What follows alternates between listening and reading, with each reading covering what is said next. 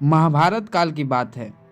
एक बार श्री कृष्ण और बलराम जी किसी जंगल से गुजर रहे थे।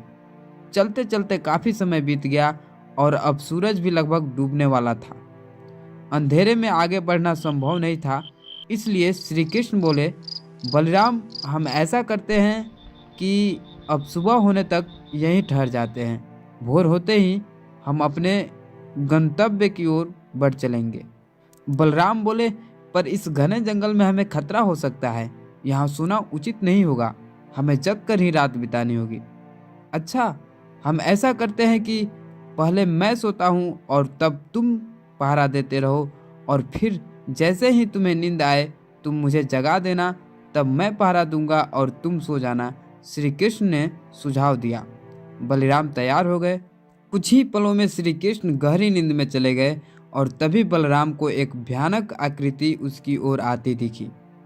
वो कोई राक्षस था। राक्षस उन्हें देखते ही जोर से चीखा और बलराम बुरी तरह से डर गए।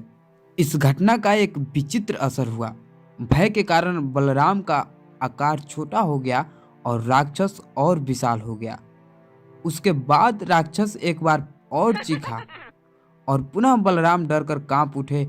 अब बलराम और भी सिकुड़ गए और राक्षस पहले से भी बड़ा हो गया। राक्षस धीरे धीरे बलराम की ओर बढ़ने लगा। बलराम पहले से ही भयभीत थे और उस विशालकाय राक्षस को अपनी ओर आता देख जोर से चीख पड़े, कृष्णा! और चीखते ही वहीं मूर्छित होकर गिर पड़े। बलराम की आवाज़ सुनकर कृष्णा उठे।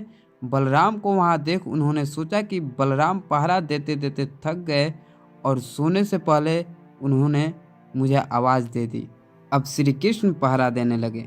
कुछ देर बाद वही राक्षस उनके सामने आया और जोर से चीखा। कृष्णा जरा भी घबराए नहीं और बोले, बताओ तुम इस तरह से क्यों चीख रहे हो?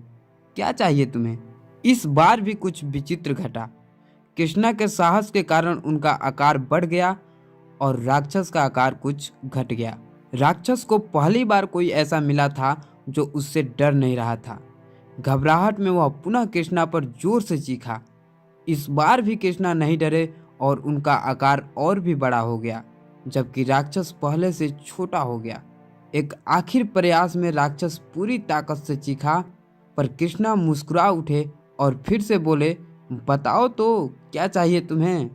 फिर क्या था, राक्षस सिकुड़ कर बिल्कुल छोटा हो गया और कृष्णा ने उसे हथेली में लेकर अपनी धोती में बांध लिया और फिर कमर में खोंसकर रख लिया। कुछ ही देर में सुबह हो गई। कृष्णा ने बलराम को उठाया और आगे बढ़ने के लिए कहा। वे धीरे धीरे आगे बढ़ने लगे। तभी बलराम उत्तेजित होते हुए बोले, पता है कल रात में क्या हुआ था? एक भयानक राक्षस हमें मारने आया था। रुको रुको! बलराम को बीच में ही टोकते हुए कृष्णा ने अपनी धोती में बांधा राक्षस निकाला और बलराम को दिखाते हुए बोले, कहीं तुम इसकी बात तो नहीं कर रहे हो? हाँ, ये वही है, पर कल जब मैंने इसे देखा था तो ये बहुत बड़ा था। ये इतना छोटा कैसे हो गया? बलराम आश्चर्यचकित होते हुए पूछे। कृष्णा बोले, जब जीवन में तुम किसी ऐसी चीज से बचने की कोशिश करते हो जिसका तुम्हें सामना करना चाहिए, तो वो तुमसे बड़ी हो जाती है और तुम पर नियंत्रण करने लगती है। लेकिन जब तुम उस चीज का सामना करते हो जिसका सामना तुम्हें करना चाहिए, तो तुम उससे बड़े हो जाते हो और उसे नियंत्रित करने लगते हो। दोस्तों, ये राक्षस दरअसल हमारे लाइफ में आने वाले चैलेंजेस हैं, विपरीत परिस्थितियां हैं